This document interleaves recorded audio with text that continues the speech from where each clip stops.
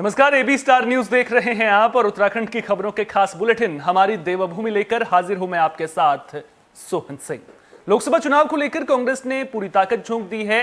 Pauri seat से कांग्रेस उम्मीदवार गणेश गोदियाल ने भी प्रचार अभियान तेज कर दिया है। इसी कड़ी में गणेश गोदियाल नरेंद्रनगर विधानसभा क्षेत्र के भ्रमण पर पहुंचे। कांग्रेस कार्यकर्ताओं ने उनका ढोल दमऊ और फूल मालाओं के साथ जोरदार स्वागत किया। गणेश गोदियाल के समर्थन में नरेंद्रनगर, हिंडोला खाल, दुआधार, आगरखाल, फकोट, खाड़ी और गजा में जबरदस्त जनसैलाब उमड़ा। कांग्रेस के समर्थन में उमड़े जनसैलाब को संबोधित करते हुए गणेश गोदियाल ने कहा कि यह जनसैलाब बीजेपी को सत्ता से बेदखल करने की ओर बढ़ते कदम हैं, जो अब रुकने वाले नहीं हैं। गणेश गोदियाल ने बढ़ती महंगाई, भ्रष्टाचार, बेरोजगारी, महिला असुरक्षा समेत कई मुद्दों को लेकर बीजेपी सरकार को घेरा। उन्होंने कहा कि डबल इंजन की सरकार केंद्र और राज्य में हर मोर्चे पर फेल है। केवल विरोधियों को चुन चुनकर झूठे आरोपों में फंसाकर जेल भेजा जा रहा है। ये खेल अब ज्यादा दिनों तक चलने वाला नहीं है। गोदियाल ने कांग्रेस की ओर बढ़ते जनता के रुझान को लोकतंत्र की मजबूती के लिए संजीवनी बताया है। गणेश गोदियाल जी का जो है नाम घर घर जो है पहुंच चुका है और जनता को बड़ी उम्मीद जो है अपने प्रत्याशी से है, क्योंकि यहाँ जो पिछले 10 सालों से जो भारतीय जनता पार्टी का जो प्रत्याशी यहाँ से रहा है, जो हमारे प्रतिनिधि रहे सांसद के, वो कभी इस क्षेत्र में दिखे ही नहीं। दुख सुख तो छोड़िए, वो कभी वैसे भी नहीं दिखे। कभी क्षेत्र में चुनाव के दौरान भी कहीं कहीं पे सड़कों में आए होंगे, नहीं तो उनको किसी ने देखा ही नहीं है। पूरे 5 साल तक हमारा सांसद है कौन? इसलिए जनता में बड़ा आक्रोश है और उस आक्रोश को अब जनता अपने वोटों में तब्दील करने वाली है। और 19 तारीख को हमारे जो कांग्रेस के प्रत्याशी हैं गणेश गोदियाल जी को जो है भारी बहुमत से जो है जिताकर जो है पार्लियामेंट में जो है भेजने जा रही है। जहाँ तक मुद्दों की बात है, देखिए सबसे बड़ी बात यह है कि हमारा 80% युवा जो इस उम्र में है कि उन्हें रोजगार की सख्त और तत्काल आवश्यकता है, ऐसा 80% युवा बेरोजगार है। ये सबसे बड़ा मुद्दा है। अगर एक परिवार में अगर माँ बाप के बीच, माँ बाप के साथ अगर 1-2 बेरोजगार बच्चे हैं, तो माँ बाप को रात को चैन की नींद नहीं आती है। उन बच्चों को तो नहीं आती है, लेकिन माँ बाप को भी नहीं आती। तो मतलब पूरा परिवार जिनके घरों में बच्चे बेरोजगार हैं, वो चैन की नींद नहीं सो पा रहे। केंद्र की सरकार ने कहा था कि हम 2 करोड़ नौकरियां प्रतिवर्ष देंगे। उस हिसाब से आज तक 20 करोड़ लोगों को नौकरी मिल जानी चाहिए थी, लेकिन किया उसके ठीक उल्टा कि जो नौकरियां थी भी उन नौकरियों पर भी बैन लगा दिया। आज केंद्र और राज्य की सरकारों में 30 लाख से ऊपर पद खाली है। सरकार उन पदों को नहीं भर रही है। हमने ऐलान किया है कांग्रेस पार्टी ने कि सत्ता में आने के बाद उन 30 लाख पदों को हम भरेंगे, बहुत ही ट्रांसपेरेंट तरीके से भरेंगे। दूसरी बात है कि फौज की नौकरियां खोलेंगे जो सरकार ने बंद कर दी हैं, भर्तियां बंद कर दी हैं, उन भर्तियों को दोबारा खोलेंगे। और उसके बाद जो शिक्षित बेरोजगार बच जाएंगे उनको 1 साल की ट्रेनिंग दिलाकर हम प्रत्येक शिक्षित बेरोजगार को सेवायोजित करेंगे, उन्हें जॉब दिलाएंगे। ये हमारी गारंटी है। लोकसभा चुनाव को लेकर खूब गहमागहमी देखने को मिल रही है। पार्टियों ने जनसंपर्क अभियान तेज कर दिया है। रैलियों का सिलसिला भी शुरू हो चुका है। वहीं बीजेपी ने भी लोकसभा चुनाव में पूरी ताकत झोंक दी है। उसी कड़ी में गढ़वाल सीट से बीजेपी उम्मीदवार अनिल बलूनी ने श्रीनगर में बीजेपी के सोशल मीडिया सम्मेलन में शिरकत की, जहां गढ़वाली गीतकारों ने बलूनी और पीएम मोदी पर बनाए गढ़वाली गीत के साथ उनका स्वागत किया। बलूनी ने बताया कि उन्होंने मलेथा में पहुंचकर वीर शिरोमणि माधो सिंह की मूर्ति के दर्शन किए। इस दौरान बलूनी ने पहाड़ों से हो रहे पलायन पर चिंता जाहिर की और प्राथमिकता से पलायन रोकने की दिशा में काम करने और पर्यटन को नई दिशा देने का वादा किया। बलूनी ने कहा कि जिस तरह से अलग अलग राज्य अपने त्योहार को अलग पहचान दे रहे हैं, उसी तरह वे इगास को दुनिया भर में पहचान दिलाएंगे ताकि इस पर्व को हर कोई मना सके। बलूनी ने कहा कि सोशल मीडिया इन्फ्लुएंसर भी एनडीए को 400 के पार देखना चाहते हैं।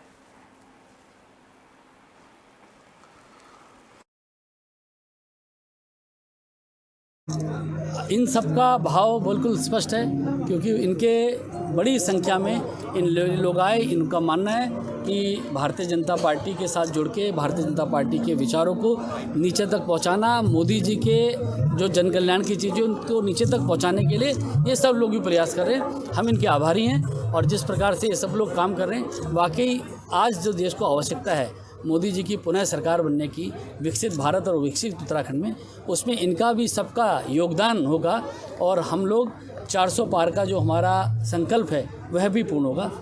मेरे लिए आज बहुत ही महत्वपूर्ण दिवस था कि मैं मतलब ये उत्तराखंड की जो हमारी भूमि है, जो गढ़वाल की भूमि है, ये वीरों की भूमि है, और वीरों के भी वीर शिरोमणि माधो सिंह भंडारी जी के मैं स्मारक पे गया था। मैंने वहाँ प्रणाम किया, और ऐसा बहुत सारी कथाएं हमारे इगास पर्व के साथ जुड़ी हैं कि माधो सिंह भंडारी जी जब युद्ध में विजय प्राप्त करके आए, तब से इगास पर्व हमारा शुरू हुआ।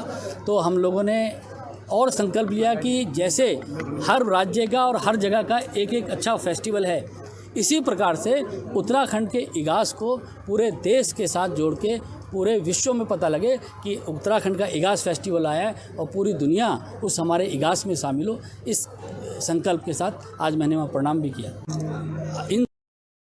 तो चुनावी बिसात बीत चुकी है, मैदान सज चुका है, और अब दांव पेंच चलने का सिलसिला भी शुरू हो चुका है। बीजेपी हो या कांग्रेस, सभी ने पूरी तैयारियां तेज कर दी हैं। वहीं लोकसभा चुनाव को लेकर पुलिस प्रशासन ने भी कमर कस ली है। इसी कड़ी में उत्तरकाशी के धरासू में पुलिस और पैरामिलिट्री फोर्स ने फ्लैग मार्च किया और लोगों को सुरक्षा का एहसास दिलाया। धरासू, बड़ेती, नागणी, चुनियालीसौड़ और पीपल मंडी इलाके में यह फ्लैग मार्च निकाला गया। इस दौरान मताधिकार का महत्व समझाते हुए लोगों से बढ़ चढ़कर बिना डरे मतदान करने की अपील भी की गई।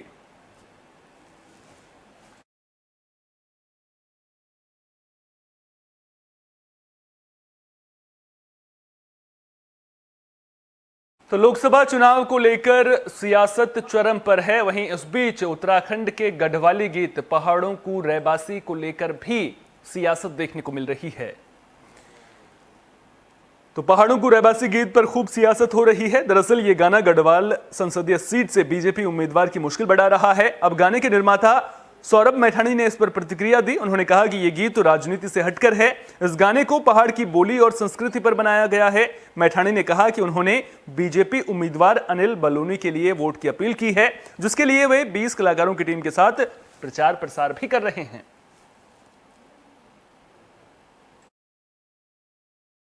हमारे देश आगे बढ़ने की, उसके विकास की बात हो, हमारी संस्कृति की बात हो, हमारा गाड़ गदरों की बात हो, हमारा मंदिर खौला मेलों की बात हो, इगास की बात हो, तो उसे मैं पर्व ही कहूंगा। और समय बहुत कम है। आदरणीय बलूनी जी से मैं बहुत प्रभावित हूँ। गुरु जी को आज में उन्नी भाव जन 12 साल पहले जाओ और उन्नी भाव जन विकास मेरा अब दिल्ली में कर दें, तो मैं बहुत बहुत आभार व्यक्त करता हूँ। जिले के खिरसू ब्लॉक के जवान संजय सिंह रावत का लेह लद्दाख में निधन हो गया है। जानकारी के मुताबिक उनका निधन हार्ट अटैक की वजह से हुआ है। सैन्य सम्मान के साथ अलकनंदा घाट पर जवान का अंतिम संस्कार किया गया। बड़ी संख्या में लोग यहां जवान को अंतिम विदाई देने के लिए पहुंचे। जवान संजय रावत अपने पीछे 5 साल की बेटी और 6 महीने के बेटे को छोड़ गए हैं। संजय रावत पौड़ी जिले के खिरसू ब्लॉक के कुसली गांव के रहने वाले थे। उनके पिता राजेंद्र सिंह रावत भी सेना से रिटायर हैं। वहीं संजय का भाई भी भारतीय सेना में अपनी सेवाएं दे रहा है।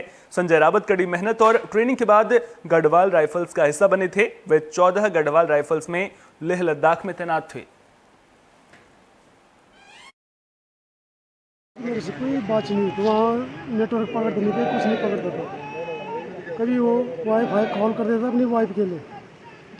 उसके जिस दिन उसकी डेथ हुई उससे अगले दिन उसके भाई ने उसको अपने एक्सचेंज से फ़ोन किया था।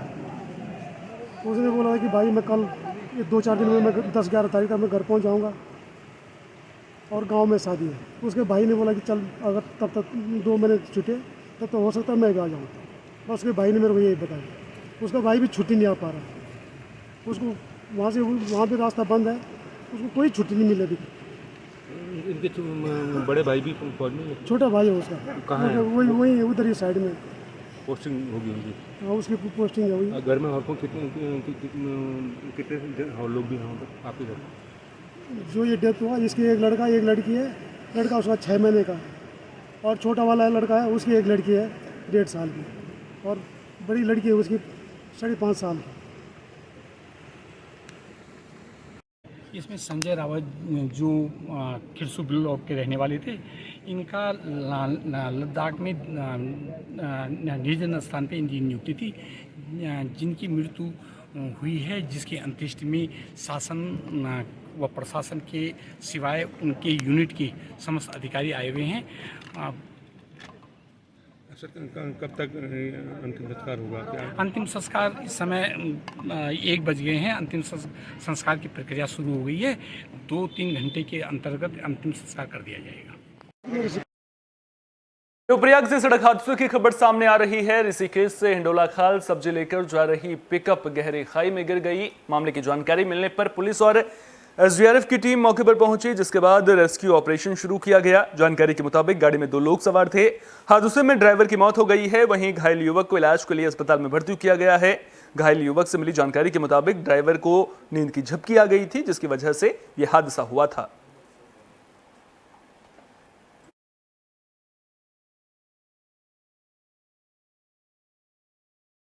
उत्तराखंड के जंगली जानवरों के हमलों के मामले थमने का नाम नहीं ले रहे हैं। पहाड़ी इलाकों में लगातार जंगली जानवरों के हमले की खबरें सामने आ रही हैं। तो उत्तराखंड के पहाड़ी इलाकों में जंगली जानवरों के हमले की खबरें थमने का नाम नहीं ले रही हैं। देर रात घात लगाकर बैठा गुलदार 7 साल की बच्ची को आंगन से उठाकर ले गया। बच्ची घर से 100 मीटर की दूरी पर बेहोशी की हालत में पड़ी मिली, जिसे इलाज के लिए श्रीनगर बेस अस्पताल में भर्ती किया गया था, जहां से उसे ऋषिकेश एम्स रेफर कर दिया गया है। गुलदार वन विभाग के पिंजरे में कैद हो गया है, जिसे रेस्क्यू करने के बाद पौड़ी नागदेव रेंज लाया गया है। इस घटना के बाद इलाके में दहशत का माहौल है। गुलदार के मोस्टली उसके गर्दन के आसपास ही निशान थे, घाव थे। इस अस्पताल में बच्ची को लाया गया था और हमारी पूरी टीम ने, सभी चिकित्सकों ने तत्परता से उसका उपचार किया है और उसकी स्थिति को स्थिर करके, और चूँकि न्यूरो सर्जरी की रेफरेंस की ज़रूरत थी, उसको न्यूरो सर्जरी के उपचार की ज़रूरत थी, इसलिए हमने उसको एम्स ऋषिकेश के लिए रेफ़र कर दिया है। और मौके पे बच्ची को केस हॉस्पिटल में एडमिट किया गया था और उसके बाद उसको आगे रेफर किया गया।